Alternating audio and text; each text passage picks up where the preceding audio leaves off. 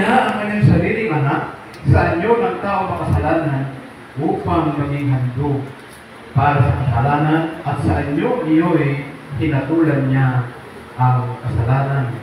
At ginawa niya ang lahat ng ito upang ang hinihingi ng kautusan ay may sakatuparan sa atin na namumuhay ayon sa Espiritu at hindi ayon sa laman. Ulit ito po, na namumuhay ayon sa Espiritu, hindi sa laman. Dalawa po yun. Ngayon, nais ko bang mapagtagumpayan ang pita ng laman? The choice is yours. Sabi ka sa ating binasa, mamuhay ng ayon sa Espiritu